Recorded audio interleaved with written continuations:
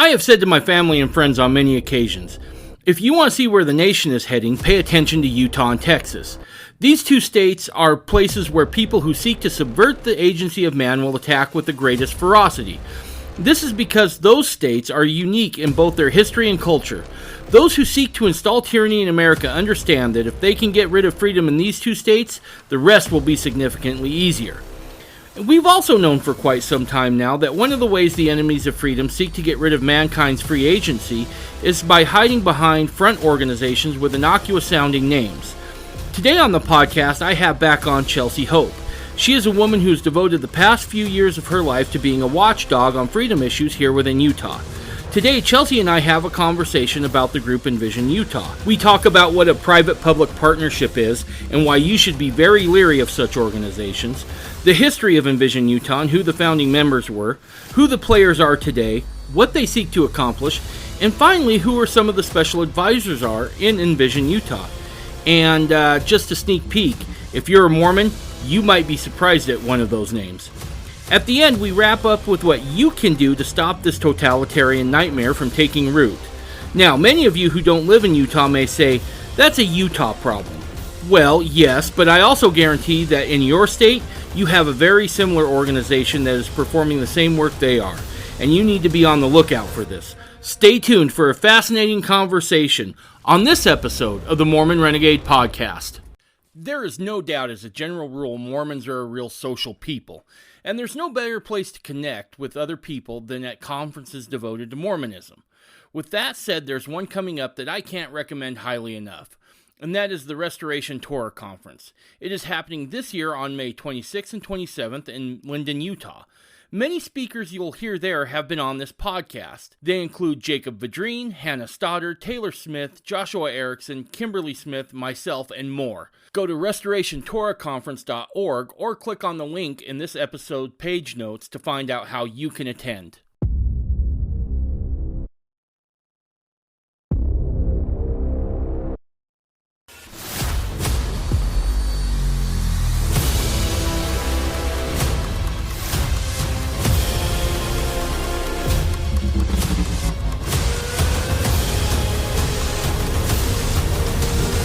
You're listening to the Mormon Renegade Podcast.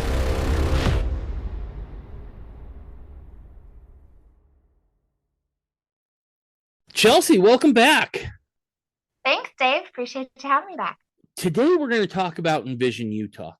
Yeah, so it is another public-private partnership. We're hearing a lot about those on a federal, national level. Hopefully people are waking up to why those are bad on a national level.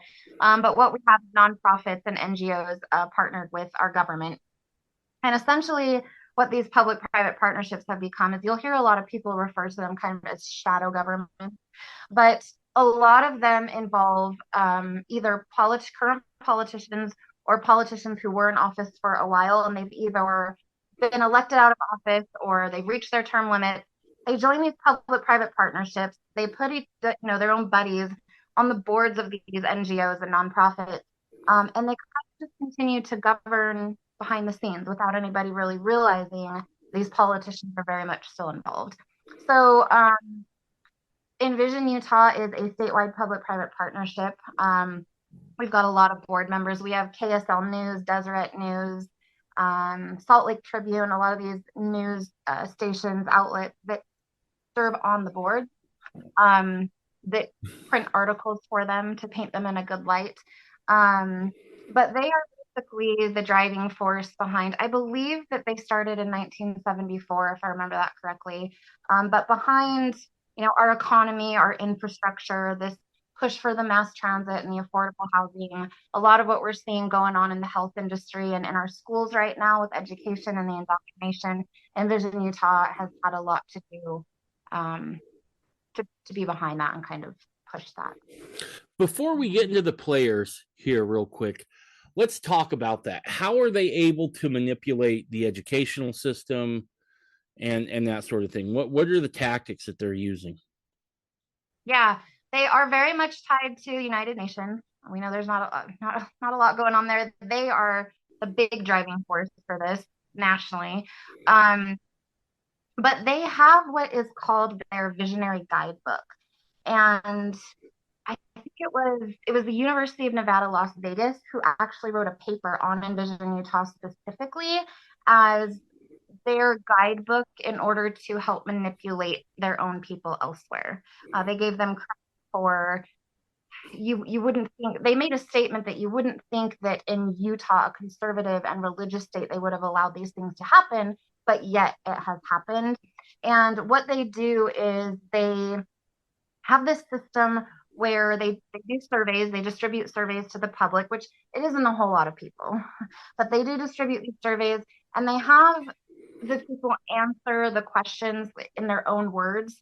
And then they take those words that are important to us. So, faith, or the last questions about what do you enjoy most about your city, or um, what do you wish most to see? And people will use things like, well, I enjoy security and safety, or faith-based, or a place of belonging. And what they do is they take those words that the public uses and they use them against them. And they have all this documentation, their own paperwork on how they use our personal values, using the words that we use to basically play on our emotions and manipulate us. So they take these words, language, they put it into these things called these scenarios. And it's the best example I can give is when you are offering your child dinner and you want to make them feel like they chose it. So it's like, I know that they're going to have pasta. I've decided they're going to have pasta, but I'm going to let them decide, do they want spaghetti or macaroni? Right. And they decide, but I've chosen it, but they're going to have pasta. Right. So they put these words into these little scenarios. And then they let the public, they'll do these groups, not this focus group, but I can't remember the word for it. They get the public engaged in these little meetings, and they'll put chips on the scenarios that they want to choose that scenario for, basically infrastructure and how they're going to develop their city or their county, or what they're going to put into the education system. And so one of the things, like with this transgender push that we're seeing, is they need a place, a place for belonging. And that was a big word that a lot of Utahns used.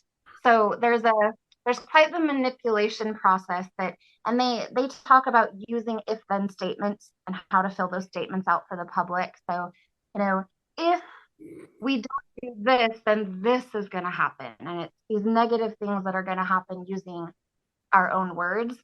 There was actually a state audit that was done on Envision Utah, and the auditor himself basically stated that, Envision Utah doesn't, basically what they do is they offer incentives for compliance. That was exactly the language that the auditor used. They offer incentives for compliance. So yeah, that's kind of, there's a whole manipulation process that they use against. Gotcha.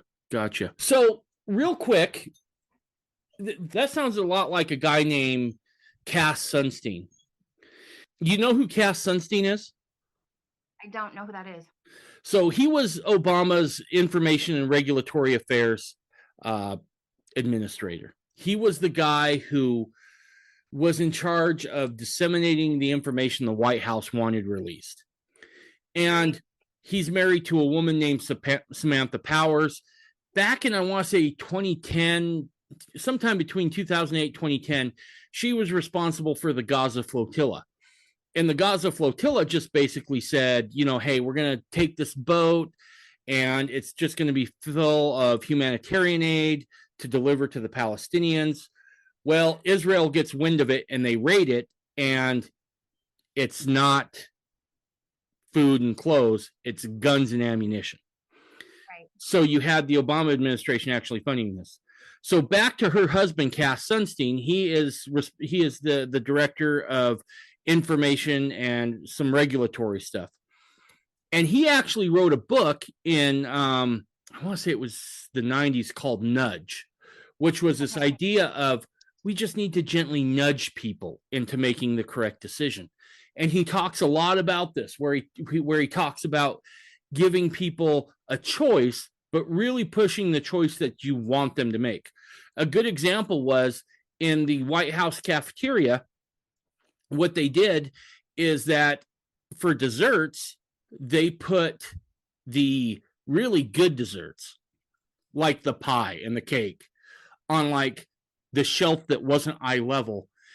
And they did put on the desserts that were like the really healthy, crappy stuff on the shelf that was eye level, trying to get them to look at the choice they were trying to make them decide on.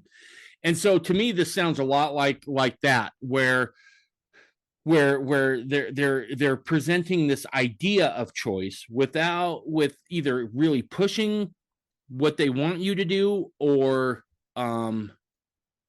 just outright nudging you. And at the end of the book, he kind of makes a statement of sometimes you gotta get a little more forceful than just a nudge. And I'm like, that's spooky. What are you talking about? So this sounds eerily similar to Cass Sunstein and what he was about. Yeah, no, that is exactly the same thing. And that is the point that they get to as well. The problem is, I believe in Utah, we're just so trusting. People don't realize, I mean, we don't have a Republican Party. We have a Rhino Party. Really, what we have is an establishment party. Right. And we just continue to vote for Republicans, right? I'm going to vote for whoever the Republican is. Well, John Curtis, I don't know if you saw the Project Veritas video on him. No. But they went undercover and got camera recording of him. In fact, I'll send you the video, and if you'd like, you can put it in the show notes for people to watch. But he admits, and his aide admits, that he's a Democrat and he wants Democratic policies, but he knew that he'd never get elected that way, and so he ran on a Republican ticket to get elected. And he's for abortion and all these things. So I think we're very trusting in the conservative or Republican Party here. We're a religious state, and because of that, we are very easily manipulated and nudged. We give our consent willingly, and so they've not had to go that route. But unfortunately, that is the game that all of these people that do these kinds of things play. At some point, if we don't consent, they do get more forceful. Which just confirms my suspicion I've had for about the last decade, that politics is really just professional wrestling, right? Yeah. They talk trash against each other, where they do the big interview, and, you got Macho Man Randy Savage and Hulk Hogan going at it. But after the match is over, they're going back and they're, having beers together and talking about what's happening. And, saying, okay, this time you're going to win, and next time I'm going to win. And it really is just kabuki theater at this point, because it's all going in the same direction. Yeah. Again, and they do. It's the whole good cop, bad cop kind of scenario. Yeah. And they work together to get it done. Yeah. And I think it plays back into this idea of false choice. So it sounds like this is what Envision Utah is all about. Now, they're big into land planning as well, right? Yeah. So unfortunately, I don't know if you heard about the special district thing that went on in Disneyland with DeSantis in Florida. But basically, they had come out, and there were some things, I don't remember all of the details, but they basically told Disney World they needed to change these things, and they came back and said, no, we don't have to live, we don't live under your laws, we live under our own laws. Because they had been turned into a special district, which was basically their own government, and they answered to nobody. And there is a national push for this.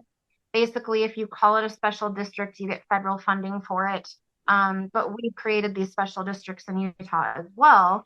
And there is something called, there's the Utah Inland Port Authority, and there's the Point of the State Land Authority. There's the Military Installation Development Authority, and then the Utah Lake Authority. And all four of these basically are their own special districts. And they all have the ability to exercise eminent domain. They actually took Salt Lake City. Salt Lake City took them to court. They were ruled against. They took it to the Supreme Court, which ruled against them as well. But basically, the inland port came in and exercised eminent domain to a big portion of Salt Lake City, and just took a bunch of land for this land development. And it isn't things for actual necessity, need for the public use in an emergency like eminent domain was meant for. I mean, it's for things like building public parks. Yeah. So they're exercising eminent domain. They can levy and collect their own taxes. Through these developments, you're seeing some places in Utah where property taxes are doubling or more than doubling, and it's because they can basically put the development, they can have that paid for through property taxes. So we have a lot of legislators who are writing the bills to create these districts, and then they sit on the boards of these special districts themselves. And then they basically get to develop and have the taxpayer pay for it through doubling their property taxes. And then they get to turn around and benefit financially off the development as well. Yeah. So, a lot of development coming in, including the Point, which is the 15-minute city, which I'm sure we'll get into at some point. Oh, we will. We will. So real quick on eminent domain, as a land surveyor, I've dealt with this. I understand what it is. And it started out as kind of it was a well-intentioned bad idea, right? And it was used for the railroad. It was used for the Transcontinental Railroad. We're going to punch a railroad through here so that people can get from one coast to the other. And for the most part, they operated really well with it. They did offer more than fair market value for the land that they took. And it was kind of a win-win. Now, fast forward today, and this is why principles are so important. First, let's just go to when Teddy Roosevelt's president, because he's the first president after the railroad to really use this. And people hate me when I say this because every Republican loves Teddy Roosevelt, right? But what they don't understand is that Teddy was absolutely progressive. He was a guy who said things like, I begrudge no man for making $1 million. I just begrudge how he spends it. And I feel like the government needs to be involved in those decisions. He was the guy who made the national parks, which meant they went in and took land, because people forget the national parks were owned by private citizens, and he went in and just condemned it and just through eminent domain took it. Fast forward to today, and what you see is that developers will pay off certain legislators, whether that's a city council or a mayor. They'll go use eminent domain with this idea of, well, it's just one person's house here, but if we build the shopping complex on it, it's going to be more tax revenue, which benefits the entire community. And that's how they're getting this done. And it is sleazy and it is crooked. And I think this is probably one of those things where you can really point to and say, we need to be governed by principle and not expediency, right? We need to make sure that even though the guy who's first using it might be a really good guy and might have actually some good reasons for doing it, it's not that guy you ever have to worry about. It's the guy that follows after him, right? Once you set that precedent, what does that open the door to? Exactly. And it always is. It's always, there's some good reason for it. It seems like a good idea. And you give that little bit of power to the government, but they're not going to abuse it. You give power to the government, and when in history have they ever given it back? And it opens the door for them to just keep growing and growing. And progressive, right? These policies. In Utah, the federal government owns almost 3/4. It's over 70% of our land now. And people I think they forget that land is supposed to belong to us. We're supposed to be able to lay claim to that land. And I mean, we're not even allowed to access it when they say we're not allowed to, including water resources. They act as the authority. And unfortunately, we've accepted them as the authority when the Constitution doesn't give them that right or power. No. And it's frustrating, right? Because as a land surveyor, I see a ton of empty ground. Drive out between Nephi and Delta, and then from Delta all the way to the Nevada line. It's just empty. It's begging for people to live there, right? Improve it, do something with it. And instead, we just lock it down, and you can't access it. You can't do anything with it. People want affordable housing. Well, there's how to get it. Take your land back from the government, allow development to happen there. and it'll take care of itself. But when you regulate a market like this, it's bound to bite you in the butt. So, but anyway, so I was looking at their websites. They are big on walkable cities, right? Yep. And oh, it sounds so pleasant. You can just wake up in the morning and throw on your tennis shoes and walk to work, and then get your groceries on the way home. It's so good until you look at the Chinese model, right? And then, because this is where this all starts, right? You get assigned a district and a zone, and if you're not a good Chinese citizen, you don't get to leave that zone. Right. And it's the gateway drug to tyranny, right? As I've looked at it over and over, it is absolutely the gateway drug to tyranny. Yeah, it absolutely is. And it's, the funny thing is even if there was no, danger involved, it's for Utah, it's just stupid. It's a stupid idea. You've got, they want to get rid of cars and have you completely dependent on the public transit system. Wait times and trying to get somewhere on time with the public transit is already awful enough, and they want to expand that. They're talking about, it's funny because originally they were talking about why we needed more public transport. It was needed. And most recently in legislation, if you tune in, they're talking about trying to figure out ways to get us to use it more. They want us to use it more so they can keep expanding it because not enough people want to use it.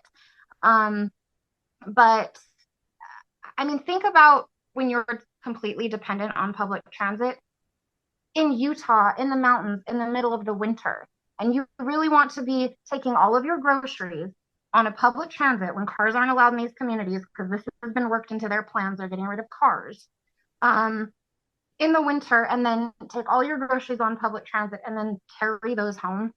I mean, there's just so many reasons that this is just not a good idea anyway. But I mean, maybe I'll explain really quick what these 15-minute cities are. Yeah. So people understand what we're talking about here. But the World Economic Forum, and for those of you who don't know who the World Economic Forum are, it's another big, huge worldwide public-private partnership. A lot of politicians are involved. These people are all for pushing communism and Marxist ideologies, and they talk openly about it. They brag about how they've infiltrated our government cabinet, how, Prime Minister Trudeau in Canada is one of their, what they call young global leader. They have a young global leader coalition or program, and they've gotten these young global leaders to basically penetrate government down to the local levels, really throughout the globe. But they're huge on the artificial intelligence and the transhumanism movement, and that, we could get into a whole other discussion on that, but if people don't know what that is, I would definitely look that up. And everything electric and digital, because they talk about digital dictatorships. And Noah Harari, who's Klaus Schwab is the CEO and founder of the World Economic Forum, and Noah Harari is his number one. And he's on video basically stating that in the past, there's been a lot of tries for world domination, but they've never succeeded. And with the rise of the digital economy, which we're seeing everywhere, that's now possible. And they don't need soldiers when they have robots and surveillance everywhere, basically. Right. So they are pushing, and this goes along with the Sustainable Development Goals with the United Nations. They've partnered with the United Nations on all of this. But they're pushing for these 15-minute cities or walkable communities, because everything is within 15 minutes walking distance. And at the center, most of the time at the center, you see the affordable housing. Now, in Utah, so the affordable housing is being pushed through something called opportunity zones. And they're these zones for opportunity for these developments. And the Rockefeller Foundation is the one who's behind the opportunity zones, and it's a multi-billion-dollar industry, and it's the driver for the affordable housing. What they're doing is smart homes, and then from there, that branches out to they're making sure that the affordable housing and the transit is always set up together. And you see a lot of that. The affordable housing and transit reinvestment zones in our Utah legislation lately in the bills. They're pushing that like crazy. But you've got the transit hub, and like I said, they are in their own framework. They're getting rid of cars, and you'll be able to travel in and out of the city with public transit, basically. And then they've got the utilities like Rocky Mountain Power, Dominion Energy. They've all signed on to this. But everything basically is connected to the Internet of Things, is what they call it. But the Internet, so there's this big, huge smart electric grid, everything smart. They're electrifying our entire roadway in here in Utah through a program called Aspire. They've partnered up with Stadler. And basically they're turning our roads into charging stations themselves. Like the roads will be chargers. They're getting rid of planes. They're building something called vertiports, which are basically airports for electric planes that are going to be unmanned. Everything electric, which I think is completely insane, because if we have some kind of cyber attack, or the Chinese hack in and take our systems down, or there's a storm, and planes are going to be falling from the sky, everything goes out. They don't want us on gas generators anymore. They want us on battery backed electric generators. But basically everything is digital electric. And so it's smart, right? Anything that's digital is smart. And SMART is actually an acronym. It stands for Surveillance, Monitoring, Analysis, Reporting Technology. And they are using this for surveillance, like they do. You see it in China, right? They've got all of the facial biometric data, scanning all of the surveillance and cameras everywhere, and they track you everywhere. And you see how they have a credit score. Their credit score is up or down depending on if they're being good or not. And if their credit score goes down, they get locked out of they can't access the QR code, won't work to scan into their smart homes. They can't get on the public transit to travel, because now that's the only way to travel, because all their cars have been taken away. You've got your energy turned off on you. They can shut your water off on you, which in Utah, we now are required to be smart metered for our water by 2030, which is Agenda 2030. Strange. We saw right? Saw in Colorado how the government locked their thermostats on them. But you basically get privileges given or taken away based on your social credit score. And I'm sure people have heard a lot about ESG by now. Yep. Marlo, our state treasurer here in Utah, has done, I think he's been the number one person in the nation, to be honest, in my opinion, to fight the banks with this, and to bring awareness to it on a national level.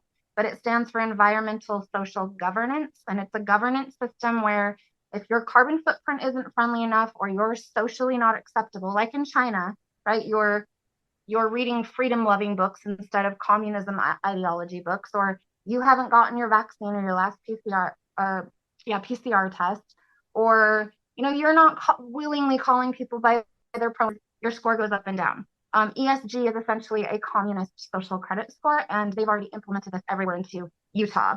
They're doing what's called smart cities.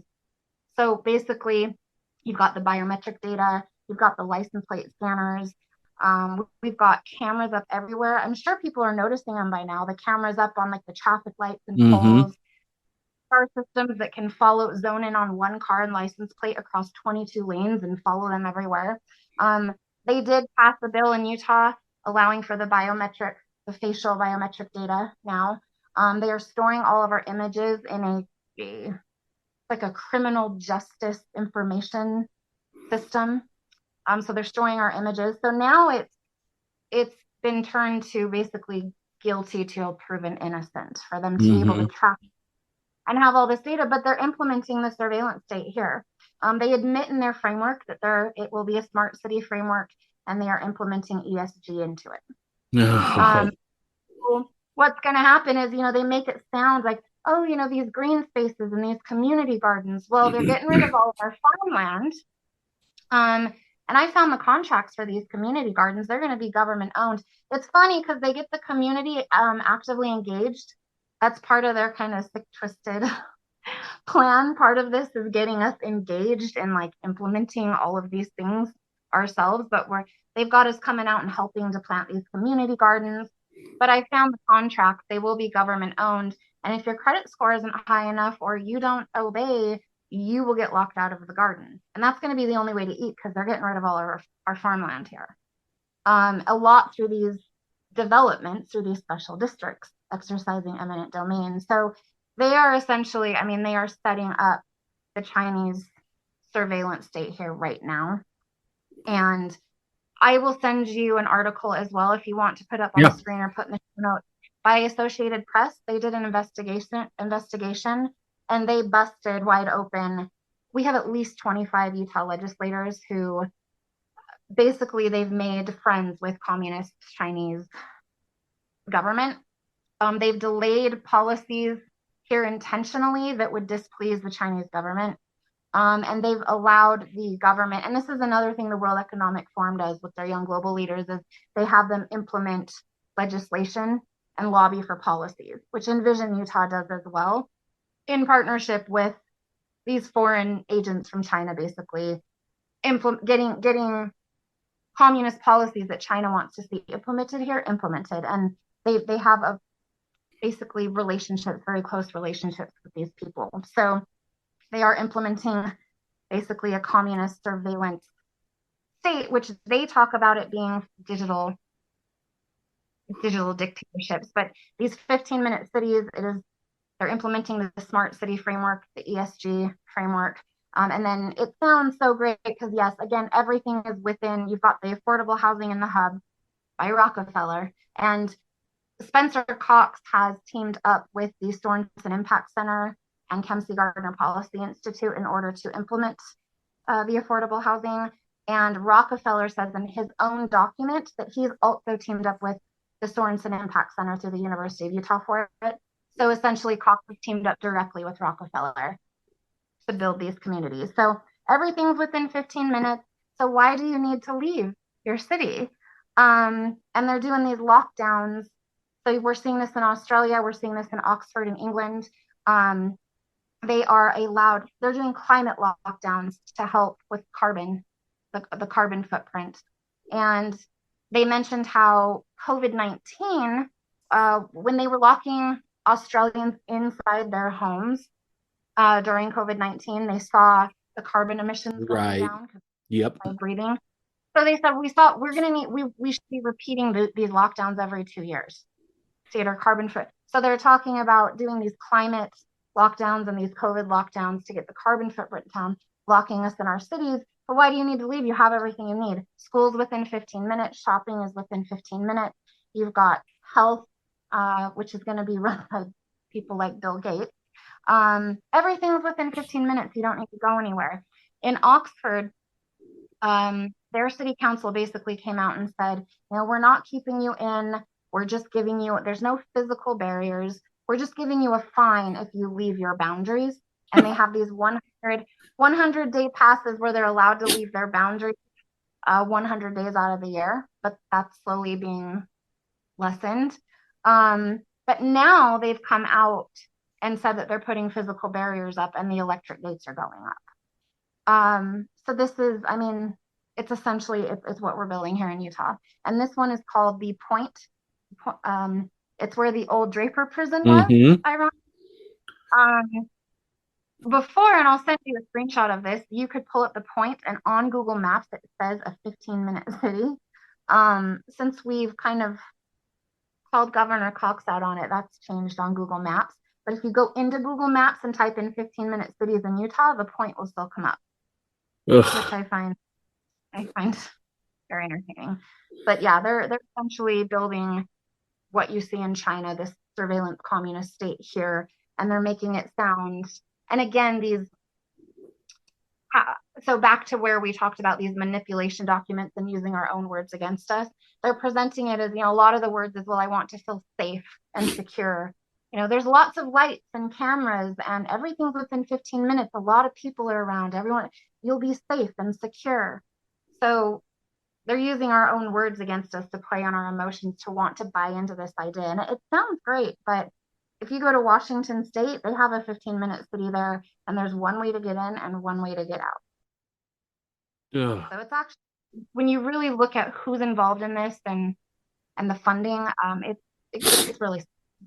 And really quick, sorry, I know I've been talking No, you're and not, good.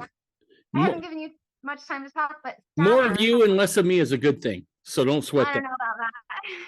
But Aspire and Stadler are the ones that have teamed up to electrify our entire transport system here.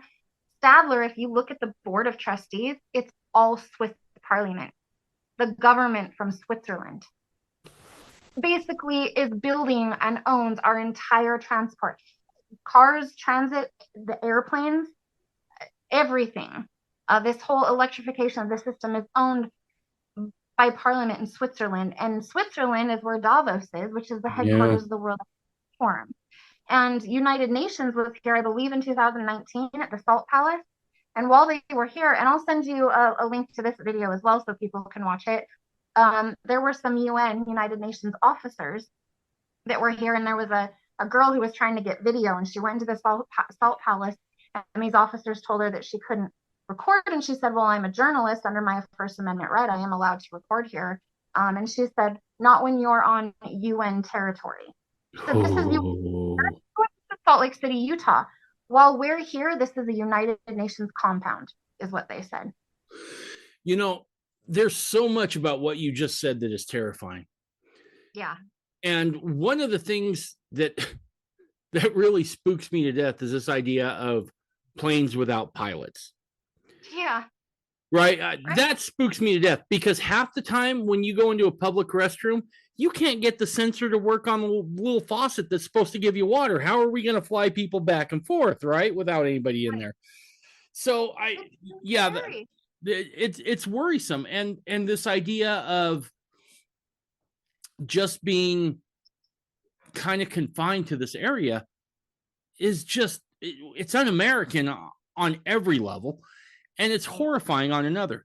And it's not the first time we've seen technology and technology companies buy into dictatorships, right? People forget IBM was one of the first computing companies to help with tyranny, and they teamed up with the Nazis, right? Yep.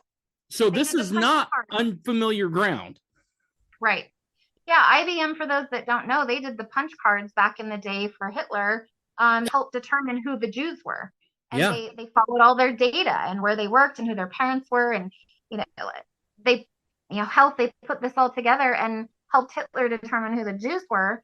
And now they're the biggest data collection technology company in the globe. And they're partnered with people who talk about world domination and depopulation, and people who were involved with groups that came from the American Eugenics Society, which is where Hitler got his idea of what the perfect race was. Yeah. Margaret Sanger, the founder of Planned Parenthood, proud eugenicist.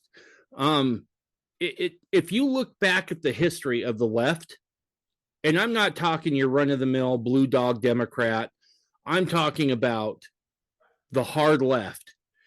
It is a history filled with blood and horror on a scale that we have unfortunately barely begun to grasp because of the untold damage it did. So they're pushing all this. Envision Utah is. Who are the players within Envision Utah? Who are the people that make this thing run? So it originated with, I'm going to give you three main players there were others, but the three main ones that it kind of originated with. We have Mike Levitt. Now, Mike Levitt is funded by George Soros, as well as his brother David Levitt. And I don't know if you remember, but there was a big, lots of media buzzing around David Levitt around elections down in Utah County, district attorney. And just to remind everybody, George Soros is the one who was funding district attorneys to let criminals go across the country. So David Levitt was a district attorney down here in Utah County. Him and his brother both funded by Soros. And he had allegations come out against him for cannibalism and satanic ritualistic abuse. And I think it's important to mention that it was serious enough that an investigation was opened, right? Yeah, yeah, This sheriff. wasn't somebody in a tinfoil hat making the assertion in his underwear from his mom's No, basement. This had enough chops that people started to look, journalists, yeah, and then eventually even some, if I can't remember which department it was, but it was a state department that opened up an investigation.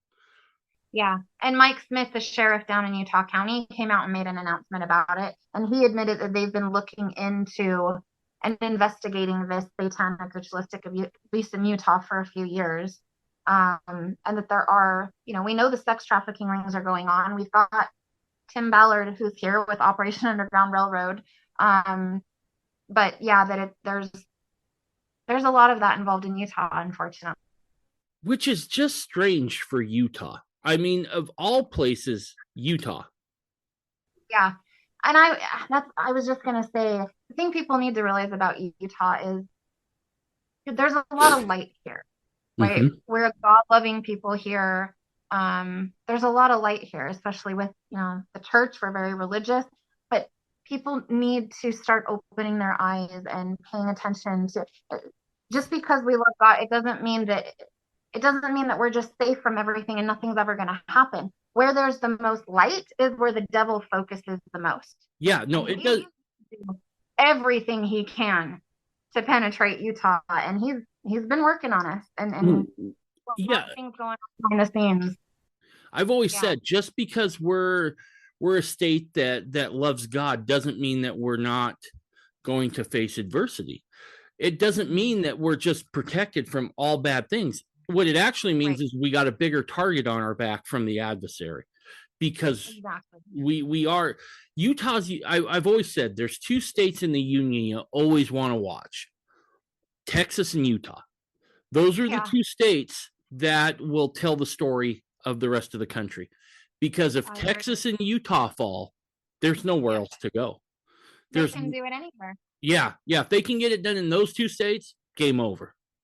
Yeah, we're supposed to stand for something. We're Right. supposed to be the family centered state that protects our children at all costs. And look what has infiltrated our state already. Absolutely. Absolutely. So So, Levitt, that's one. yes, sorry. So No, no, Mike no, Levitt no. is You're good. his You're good. brother. Mike Levitt was the U.S. Secretary of Health and Human Services under George W. Bush. He was also the administrator of the Environmental Protection Agency, which we've seen a lot come out with them and Pete Buttigieg with this whole train derailment and chemical spills and everything. And where was that? Chicago? I don't remember where that was. But we've seen kind of some corruption that's been going on with that. They actually have on their own website. They praise Envision Utah for smart growth in Utah. Mm, He's on the chair of the National Governors Association. He was the governor, Council of State Governments, and the West Government Association. Just so people realize what these government associations are, it's an association of current and past governors that basically get together, and instead of listening to the will of the people in their individual states, they partner up and decide what it is that they're all going to implement in all of our states. That's what that is. So we've got Mike Levitt. We have John Huntsman Jr., who was the ambassador to Russia. He was the ambassador to China. Um, he was the U.S. Deputy Trade Representative under George W. Bush and the U.S. Ambassador to Singapore under Bush Sr. and under Bill Clinton. And I'm trying to remember if it was Huntsman Jr. or Mike Levitt. I think it was Huntsman Jr. who brought China into the World Trade Organization. right. And then we see him hosting with World Trade Center Utah and the Inland Port and the Council of Foreign Affairs, which is terrifying, hosting these China friendly summits and talking about trade and relationships and national security with China at the UVU. And then we have Eccles, Spencer Eccles. So Mariner Eccles, under, was it Roosevelt? To Roosevelt, trying to remember his. He actually was responsible under the Bretton Woods negotiations right around the time of the Great Depression. He was the one mainly responsible for implementing, helped create the World Bank and IMF, Mm-hmm. and brought the Federal Reserve into, they started printing money and talked a lot about basically socialism, Right. taking money, redistributing the wealth, right? Socialism. And his family has basically chaired the Federal Reserve ever since. He was from Utah, a banker in Utah, and they still do. They still chair the Federal Reserve. But I believe it's his great nephew, Spencer Eccles, is also part of this. And they were responsible for giving the initial funding and a lot of funding to this. And they all sit on the boards of a lot of groups together with the media. So we're three of the main players, but we have legislators and all sorts of people who have joined the board of this and have partnered up with Spencer Cox. Now, here's something interesting for this audience, which is predominantly Mormon of some stripe, whether that's fundamentalist or traditional LDS folks. One of the special advisors on Envision Utah is M. Russell Ballard, the acting president of the Quorum of the 12 Apostles. Yeah. That should be concerning to us as Mormons on a massive level. You mentioned that article. The church has some serious ties because I can't remember who it was that did it, and I'm sure it's in the article you'll send. But the church worked hand in hand with some of these legislators to make sure certain bills weren't passed. Mm-hmm. And yeah, this should be concerning because this shows a level of infiltration where they are not only going just after the law, but they're going after the culture. Yeah. And in doing so, this is super problematic. Yeah. We have Elder Christofferson, who talked about Agenda 31 and supporting sustainable communities, which is the sustainable urban developed 15-minute cities, sustainable communities. And just so you're aware, this whole sustainable, to them, it's a manipulative way of saying that they're going to implement what they want. So when our farms start to fail, farms aren't sustainable anymore. They got to go. We're switching to community gardens, right? This isn't, because of the carbon footprint, these cars aren't sustainable anymore. They've got to go. So that's what sustainable means. But then we had, I forget who it is, but somebody else talking about the United Nations and accepting them in their agenda. They partnered up with Gavi. We may have talked about this last time, but that was the immunization program. Mm-hmm. And you've got, Russell Nelson coming out talking about being good global citizens, and that's World Economic Forum and UN language, being good global digital citizens. Global citizens, not Utah and American citizens anymore, but global citizens that goes under this new one world religion, one world order, one world government that they're pushing for. But this immunization program, they pushed for the vaccines and they partnered up. Now, Gavi is a partnership between GlaxoSmithKline and Pfizer. And they partnered up with the Bill and Melinda Gates Foundation to match funding and donations. GlaxoSmithKline is partnered with the UN, World Economic Forum, with the World Bank, and with Rockefeller and Bill and Melinda Gates. So this is who they teamed up for this. Now, GlaxoSmithKline is very closely tied to Marriott International. And Marriott International is partnered directly with the World Economic Forum. And in order to be a partner with the World Economic Forum, you have to commit to implementing their agenda into your local communities. Now, Mitt Romney is on the board of trustees with the Marriott family and other people who sit on the board of Microsoft with Bill Gates, Disney, connected to Jack Dorsey with Twitter, right? And then you'll see that so we're seeing a lot of kind of, wokeness going on at BYU now as well. You'll see that the Romneys and the Marriott family also sit on the board of trustees of the BYU Marriott School of Business with Russell M. Nelson and members of the Quorum of the 70 and 12. I actually talked to somebody who is a high leader of the church, and he admitted to me, the church the church is basically it's running as a corporation, and it's been infiltrated. It's been infiltrated, and people need to understand. I mean, we're very much so seeing signs of the last day, and not just the last hour of the last days. I mean, the stage is ripe for the rise of the Antichrist, and if people don't see that, their heads in the sand. But and I totally lost my train of thought. No, you're good. I forgot. I'm sorry, Dave. No, you're good. You're good. We were just talking about the infiltration into BYU, into the church. That's what I was going to say. Is the scriptures, Revelations, Isaiah. They talk about how in the last days there will be false prophets, and the church, there will be an apostasy, and the very elect will be deceived. Right. I mean, the Bible talks about it. Right. So, yeah. Yeah, no, those times are getting bad. You can gauge how bad it is that a guy like me has to pick up a microphone, right? That's how bad you know it is. So, no, it's disturbing when you see this, because they have so much influence and sway, right? They can, with a couple of syllables, they could absolutely change momentum. And I think that writing's been on the wall for a while. So you have these players here. Are there other organizations that partner with Envision Utah? Yeah, and I'm off the top of my head. I'm struggling to think of, but I mean, we have the Utah Inland Port, that I talked about earlier, and the Point in the Mountain. These authorities that are special districts of their own, partnered with Envision Utah. We've basically it's just a giant public-private partnership. We have these NGOs and nonprofits.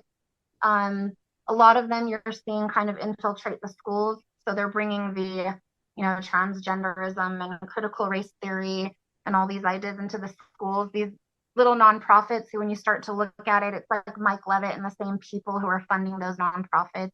But I mean, yeah, a lot of organizations. We've got the Carlisle Group, I think, Amazon. Some of these are directly and some of these are indirectly, right? They partner with a group, and then when you look at who they're partnered with, it's like all the big players. The Open Society Foundation, Rockefeller, Soros, all the big players. So, what about organizations like this in other states? I mean, it may not have like Envision North Dakota, but it's got another cute name. Are there other organizations out there? Something like that out there. What people need to realize is they've chosen Utah to be the epicenter and the global hub of this new, world government. Right. Especially through the country, they want Utah to be the hub of everything. And Utah has signed agreements and contracts with other states. So, like the transit rail, that whole electrification system that's owned by the Swiss Parliament, basically, being created by the Swiss Parliament. They've signed agreements where the transit's going to go basically across borders, so into other states, and the affordable housing and developments they're building in each other's states. So you'll see the Romneys building elsewhere, and then you'll see Sun Valley Apartments, developers in California that are building here. They're all, so they are very much so incorporating this throughout the country. Utah's the pilot state. A lot of things are going to roll out here first, but then you're going to see it kind of sweep across. So, I mean, these public-private partnerships, it's not just within the state. You see a lot of people from other states that sit on the boards of these organizations, as well as global leaders like the World Economic Forum, Young Global Leaders, and people who are partnered with them. So I would imagine that there are other groups like Envision Utah in other states. Again, the University of Nevada, Las Vegas did that whole article about how they call it the Utah model, how you should use what Envision Utah is doing to manipulate us as the model to basically manipulate people in their states. Jeez.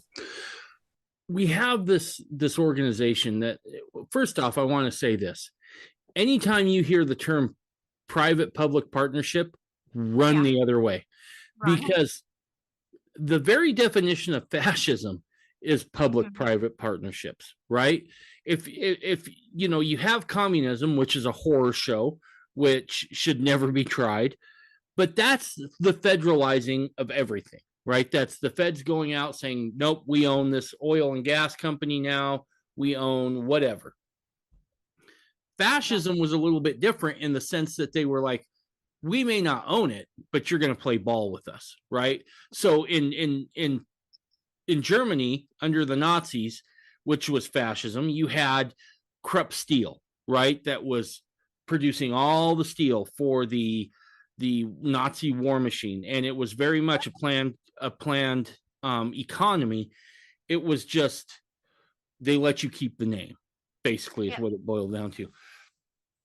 So that should always get people's hair on the back of their neck standing up, because that is a buzzword that means nothing but totalitarianism, period. Next, here's my next question for you. So you've laid out the case really well, just how bad this organization is and just how much power and sway they have. What do people do to stop this from happening? I think the most important thing right now is educating your family and friends that aren't aware of it. I think a lot of people just don't know what's happening. And when a lot of us wake up, we can become pretty powerful. I think at a state level, I mean, we've been fighting at the Capitol, but they're just stepping right all over us. I think the biggest way to fight this is through the cities. We have to show up to city and county meetings. And I think they're like either once a week or once every 2 weeks. They're not very often. It goes for an hour or two. But if we can put football or whatever else aside just to make sure we're showing up. So when you see Envision Utah show up and presenting, just know they're bad. The Envision Utah is literally going around to every city and county council, if not weekly or biweekly, monthly, and offering their next, piece of this puzzle of what they want to implement and what they want the counties to buy into and agree to implement into their cities. So if we can shut this down at a city and county level, and this is the way that the Constitution designed the power. The country was supposed to have the smallest amount of power, then to the states, down to the counties, down to the cities, and very last, who holds the most power is us as individuals, right? We the people. But really the cities and the counties, we have a lot of power over the state, and we've forgotten that. And they're happy that we're to that point. But if we can fight this, there's resolutions that they can do. There's nullification processes that they can do. But there's all sorts of things that the cities can do to say, yeah, we're not, like, maybe that applies to the rest of the state when they've got state legislation being pushed through, but that's not happening in our city. And we do have the power to do that. And I really think at this point, it's going to be the cities standing up to take the state back. And I say from a Mormon perspective, if you're an active LDS person, now's the time for you to stand up and fight for the soul of the church. Because they do listen to their congregants. As much as they say they don't, they absolutely 100% do. We've seen, they've changed whole ordinances in the temple based on surveys that were administered to people. So they listen, they understand. Yeah. So just let your voice be heard, right? I mean, look, next time you go in for a recommend interview and you got to talk to a member of the stake presidency, you might want to just ask them about this. Start being kind of a pain in the butt. That does have an effect. Because in Utah, I think everything really does hinge on the LDS church. If we can sway the powers that be, and I know I'm going to get pushback for this because people are going to tell me that it's, led by the Lord or whatever, but I know for a fact the Lord would not be a fan of cracking down on personal choice and free agency. But if you can get that ran up the flagpole and be vocal enough, there's a chance, right? There's a chance, but it all hinges on that, as far as I can tell. If I can just bring something else up that Envision Utah is involved in as well, just so people really understand the magnitude here. The church is on the board of Envision Utah, and they are supporting a lot of this agenda. Envision Utah is involved with something called 0 to 3, and I'll send you some links for that as well. What is it again? I couldn't hear you. It's called 0 to 3. Okay. And we know that there's the whole transgender thing Right. going on. They also have transabled. I don't know if you've heard about that, but basically people who feel privileged that they have all the limbs, so they're cutting their own limbs off and becoming disabled, and they're calling it transabled. It is. I'll send you documentaries and videos on it. It's a thing. We have transageism now, where just like you can identify as a different gender, or we've got trans race. They're coming at, you're going to start hearing you can identify as a different race. You can identify as a different age. And they've come out with maps. We shouldn't call them pedophiles. We should have empathy and sympathy for them. They're just minor attracted people. Yeah. We're normal pedophilia. And what they've done is they've come out, and this is something that's being pushed by the United Nations. It's called 0 to 3.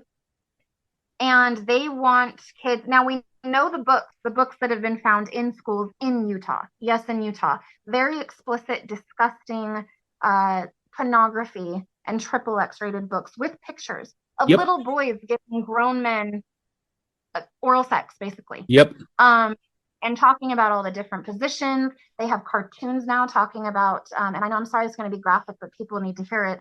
And I'm sorry if you're uncomfortable, but this is what is in our kids' schools. Cartoons teaching them how to pleasure themselves and why it feels good to touch down there. And they want, now they're saying that they want them to explore and know their gender identity by the age of 3 now. And from 3 on, they're talking about basically masturbation and sexual pleasure with children. This is the program that they are they've done podcasts about this. Ryan Stark, one of Spencer Cox's, I don't know if he's a cabinet member, but he's on his Department of Government Opportunity, does these podcasts, and they are implementing this into Utah. So this is the kind of sickness that is coming to our state. So I would just urge people to really, we need to wake up. Utah's got to wake up. Please wake up. And we need to start holding our church leaders accountable. And something I do want to say is, there's the church and kind of the corporation it's become, and then there's the gospel. And right. I want to clarify, they're two very different things. Yep. And I think it's so important right now. I don't know the hearts of these men, and I'm not claiming to. And I would never dream of claiming that I know what they're thinking or why they're doing these things. What I do know is that this is not God's plan. The things that they're, helping to kind of roll out, they are going to be the destruction of our home, our freedoms, and everything innocent and good in our children. And I don't know if some of these people know what they're involved in or not. But what I will say is that it is so important to be praying and studying your scriptures, and rather than just following the prophets, having that close relationship with God. And I think we've lost that. We depend on men to tell us what to do. I don't think most people could quote scriptures. I don't think they really know them anymore. But we need to have that relationship with God. And you asked what's one of the things that we can do. Let's make our church leaders aware that we know what's going on, hold them accountable, show up to city and county council, but also, men in government aren't going to save us. Government, they've always been the Gadianton robbers. The way that we win is by turning to God. Yeah. Really, ultimately, and having that close relationship with him where you can receive your own personal revelation. We need that now than ever, right? I'm telling you, we're entering the very last hour of the last days. It's going to start accelerating, right? Revelations talks about growing pains and birthing pains. Yes. And it's going to start birthing closer together, and we're starting to see that, and they're starting to accelerate. We're just going to start seeing things go faster. And this whole CBDC, the digital currency that's coming out, and it's connected to a blockchain, they want your digital health records tied to that. We have something called the Utah Citizens Portal. We fought a digital ID. They basically came in last minute and issued it through a pilot program. We have a lot of those here, but it is a mandatory digital ID connected to a blockchain, and that's going to be effective May 3rd. But this Utah Citizens Portal talked about that now that this bill has been passed, they already have a whole system set up. They were just waiting for the bill to get passed. They want our medical records. They talked about how they want to consolidate them, and they basically talked about vaccine passports. Mm-hmm. But our financial wallet will have this digital currency. Our everything, your utilities, your everything will be connected to your digital ID. And again, implement ESG, that credit score. If you're not not being a good digital global citizen, or your credit score isn't high enough, you'll have your water turned off on you, your financial wallet, your money is going to be, I mean, they can shut privileges off whenever they want. So even just this digital currency that we're seeing come through in July, there's a lot of scary things that are coming, and it's going to happen faster and faster. And Amazon One actually has come out with a program where you can put a chip in your hand to basically act as a credit card. It's a digital ID and a wallet all in one. And you can now use your hand to scan and pay. Now, I don't think that we're quite there yet, but this is the foundation for the mark of the beast in the forehead or the right hand to sell or buy. You know, I don't know if they know what they're doing, but their research department needs to be fired, right? Because that's just bad publicity no matter what, right? I mean, you start talking about that, it doesn't bode well. I like what you said about turning to God, because I think we're at that point now. And I wasn't going to tip my hand on this, but I'm giving a presentation in about 3 weeks now at a conference.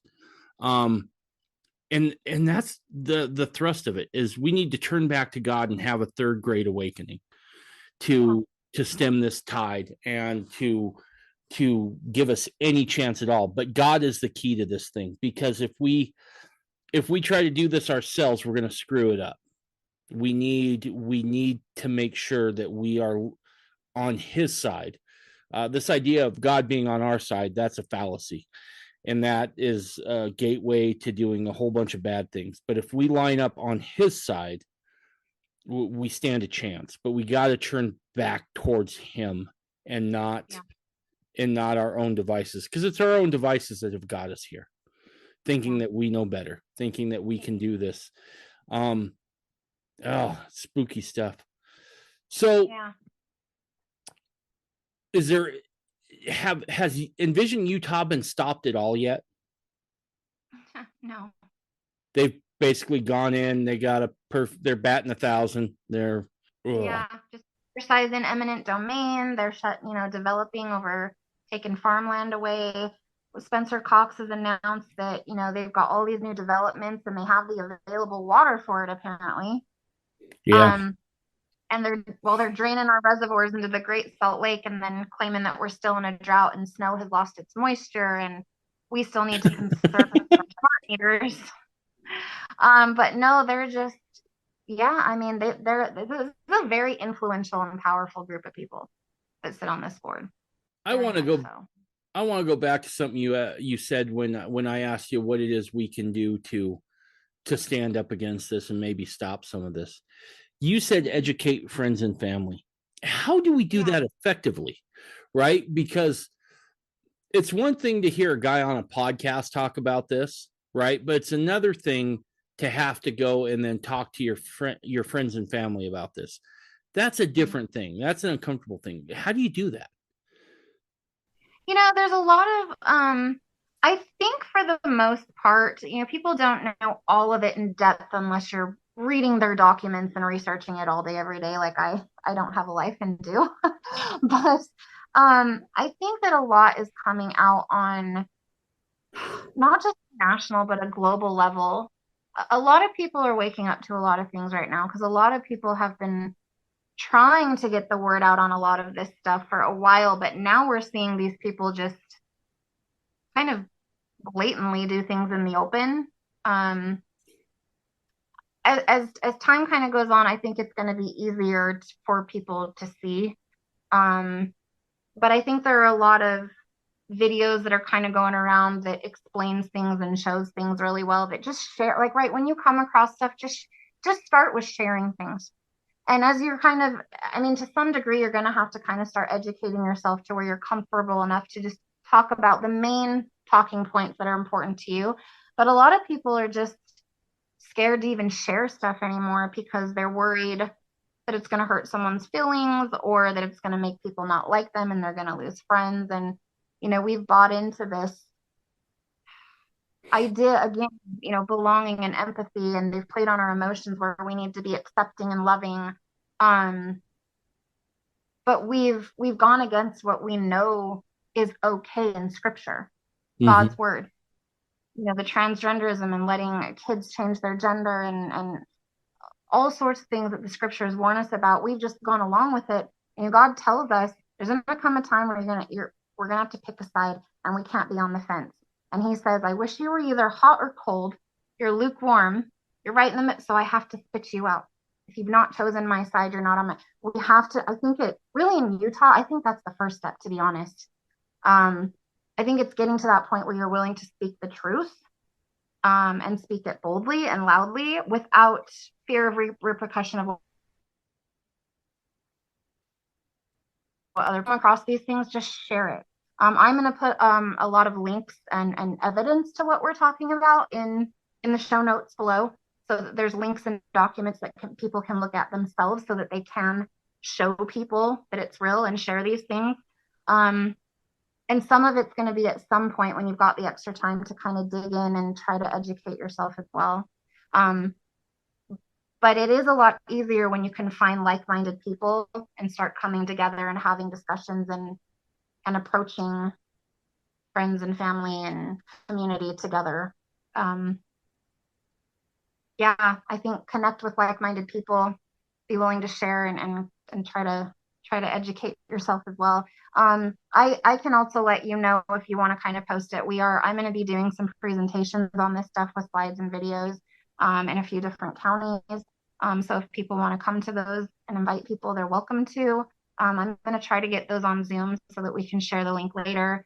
There's a lot of great groups in Utah, defending Utah Freedom Coalition, who are posting a lot of the documents and articles and links and stuff as well, that they can follow, if they kind of want resources of the evidence to share with people. But yeah, that's where I'd say that where we start. Yeah, no, I think so. And I think the other thing is I think we're past the time of being able to wake up everybody, right? I think now you have to be selective, right? So you go ahead, you send something out maybe on your Facebook group, your Facebook page, whatever. If certain people don't respond, don't waste a lot of time. Move on to the next guy. Right. Because I think we're at a time now where those who will be awakened already have a sense of something's wrong. They can't Exactly. put their finger on it, but they know something's wrong. And then there's those who just choose to be willfully ignorant. And Yep. you're not going to be able to do anything. I would also say this: we better get real comfortable with being called conspiracy theorists, Yeah. right? Because Oh yeah. we talk about all this stuff, and it's hey, you're a conspiracy theorist. We better get comfortable with that term and not let it bug us, right? Because as time has gone on, some of those conspiracy theories are now facts, right? And I think this is one of them. And for parts of my audience who are like, who are Mormons and like conspiracy, come on. I'm like, have you read the Book of Mormon? Because the Yeah. last part of that bad boy is all about, before Jesus shows up, is all about conspiracy, right? People in the government making trouble. So Mm-hmm. if you believe the Book of Mormon, conspiracy is not something you can dismiss out of hand. Yeah. Revelation says in the last days, good will be bad and bad will be good. All the Mm-hmm. truth will be revealed, but let those with eyes to see and ears to hear see and hear. The very elect will be deceived. I think it's, I don't remember if it's First Timothy or Second Timothy, but it talks about where we will be forbidden to marry, and you see them destroying the family unit and getting rid of gender and reproduction, and abortion is just skyrocketed. But Timothy also talks about how in the last days we will be forced to abstain from meat, which the United Nations, their whole agenda with the C4 cities is no dairy, no meat, no cars by 2030. We will own nothing and be happy. It's all going to be shared and rented from the government. They're going to count our calories. You get 3 new articles of clothing per year to share. I mean, it's all in scripture. Yeah. It talks about these things with the Bible and the Book of Mormon. It's all in scripture. God told us that this would happen. So, we can't be afraid to be called crazy. Scripture also tells us that the righteous will be mocked in the last days, and that the world will hate us. But we made a promise when we came to this earth to do something, and right. I don't know, but I intend to do it, and that's speaking the truth very loudly. And I don't care what people think about me or have to say, because the only one that I will answer to in the end is God. Absolutely. And, I'm already officially a conspiracy theorist in Utah. I was and I was going somewhere with that question, because you just sent me something here not too long ago from, it looked like someone's Twitter feed where they mentioned you by name. That's Brian Schott. My nickname for him is Tribune. But he's one of the writers for the Salt Lake Tribune. So he did an article on Jason Preston and I think I sent you. I don't know if you watched the video with Jason and Governor Cox. I have the one where he tries to talk to Governor Cox, and Governor Cox gets a little antsy. He gets a little. I've never seen the little fella show so much spunk. I mean, it was kind of cute. It was like when a baby panda gets angry. It was just kind of like, rawr, rawr. Yeah, I mean, it wasn't threatening. It was just kind of cute to watch him get spunky. Yeah. So, if you really want to see the whole 15-minute city with like their own documents, and I've got slides, you can go to We Are the People Utah Radio, Utah's UT, either on YouTube or Rumble, and look for the 15-minute city one. I think it's called Utah's Digital Prison or something. But we did a whole episode on that. And so at the Republican convention, Jason, who is the host of that show, confronted Spencer Cox and asked him about the smart cities. And Spencer Cox got very defensive, argumentative.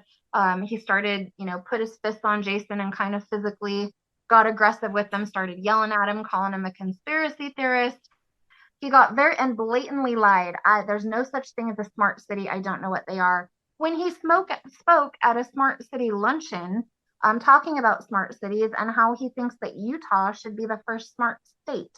So he's blatantly lied, which you have to ask yourself why. If he's getting, you'd think that if it was fine and there wasn't anything dangerous or nefarious about it, he'd just say, "Oh no, look, you've got the wrong idea. Yeah, Jason said come on my show. Yeah, I'll come on your show and I'll talk about and I'll show you why I think this is a good thing." It wasn't any of that. It was blatantly, lying and denying that they even exist, that he's not involved in it, that he knows nothing about it, and he got very defensive, which should tell you something. So, they got again, Salt Lake Tribune sits on the board of Envision Utah, who's Cox is partnered up with them. Got them to kind of do damage control and wrote an article on it. And Jason's a conspiracy theorist. I was on his show talking about it, and then Brian Schott also posted that little Twitter about me being the expert on 15-minute cities. So I thought it was entertaining, to be honest. So yeah, and there's a couple there's a couple things here that I want to dive into. One is this idea, and look, this episode probably won't be released until I have my new website up, which should be in about a week, so that I'm not being hosted exclusively on platforms. Someplace people can just go and get it without getting dinged, right? Yeah. But that whole transgenderism movement is evil. It's evil on a scale we have not seen in this country ever. Yeah. And I know that's going to piss a lot of people off, and that's okay. You can be mad at me. It's cool. But it's evil. When you start mutilating children, that is evil. That goes back to some Old Testament stuff that, frankly, leads to the downfall of Israel for a time. And so it's very, very evil. In fact, me and my wives were sitting around the other day, and I was just playing. Okay, I'm going to just tell you how much of a bonehead I was. I was just trying to relax. And no matter how bad things get in the world or at work, I always know I can beat a cover 2 shell on Madden. It makes me feel better. Anyway, the girls were just talking about how crazy things have got with this whole transgenderism thing. And I just thought, and I said it out loud. I was like, you remember when the weirdest family situation was the one we're living in now? Now ours seems downright tame. But the other thing I want to say, as far as shot throwing stuff at you, my grandfather was a pilot during Korea. And he used to have this great saying, which is, you're over the target if you're taking flak. Right. And so if you're raising some eyebrows, you're somewhere where you're kind of almost taking your finger and putting it in something that hurts. You're like, does that hurt? You feel that?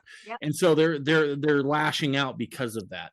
So for those that do get vocal because they've heard Chelsie talk here tonight, just remember, if people start to get defensive, you're over the target. You're exposing something that they find sensitive and don't necessarily want exposed. So I think that's super. That should be, even though it doesn't seem like it in the moment, because you piss someone off, and one, you should get used to that. I've gotten used to that.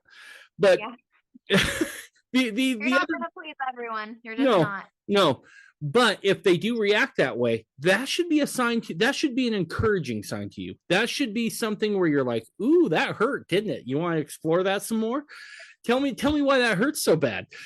That should be a sign of encouragement, not to let up, to keep going. Because if they get defensive, and I've always said this, if you can get them to expose themselves, not in that sick way, perverts, but show who they really are, they will absolutely tell you who they are. And so when you encounter that, when they call you a conspiracy theorist, when they make fun of you, keep going. Just keep going. Be relentless. Be relentless. Force the issue. Another reason to pray and do your own scripture study and just have that close relationship with God, because he will be on your side. And he'll open doors for you that you never thought would open. But we are on the target. Otherwise, they wouldn't have cared. They wouldn't have had him do, a hit piece on us in the paper and try to, they're trying to do damage control. If we were crazy and really there's no threat there, because there's nothing to be worried about people finding out, they wouldn't have gone to those lengths. So Jason and I actually just recorded a follow-up episode to that, where we showed Cox getting aggressive and saying that there's no such thing as smart cities, he doesn't know what we're talking about. And then we showed all the evidence that he does know, and we dedicated the episode to our number one fan, Spencer Cox. So, you can have fun with it. Yeah, little Spencer. Well, it's coming out soon. But awesome. Yeah, we can't worry about what people think about us anymore. Nope. We're they're on the Lord's side or we're not. Yep. And I don't want to side that does not have his hand in things. Right. Absolutely. Well, awesome. Okay, so do me a favor. When you have a moment, would you send me the calendar of what counties you're going to be presenting at and when and where and times and that sort of thing? So maybe folks from this audience can come out there and give you some moral support. Yeah, absolutely. I think Davis County is going to be June 13th. When I have I don't remember the address and time, but I'll send that to you. But yeah, I can get those to you, and we'll probably kind of book more as the month goes on, but absolutely. Cool. Yeah, I'd love to. Cool. And if someone wants to get a hold of some of the information you have, where can they go to do that? Probably the best place right now is you can watch the episodes I've done with Jason on We Are the People radio. I put, the links and the articles to all the slides that I show and stuff we talk about. The documents will be in his show notes. Utah Freedom Coalition, I collaborate with them a lot. We research and collaborate a lot together. So they post a lot of my stuff as well as their own stuff. Defending Utah sometimes post some of my stuff, but they're a great resource as well. I am working on getting a couple. I hate social media and technology, so I've not wanted to go there, but I am working on getting some social media accounts up and my own website as well, where I can start directing people. So it's not quite ready, but I am working on that. So it's coming. Awesome. Hang out after we're done, because I got something that might interest you in terms of that. But awesome.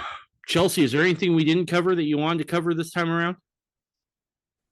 Oh, I'm sure that there's a million things I'll think of as soon as we sign off. But Awesome. Well, just know you have a standing invitation anytime you want to come back on. oh, thank you. I appreciate that. And I appreciate the viewers who tuned in and listened all the way through. Yeah, no, good stuff. All right, Chelsie, let's do it again soon. Yeah, sounds good. Thanks so much for having me, David. I appreciate it. Awesome. All right, bye, everybody.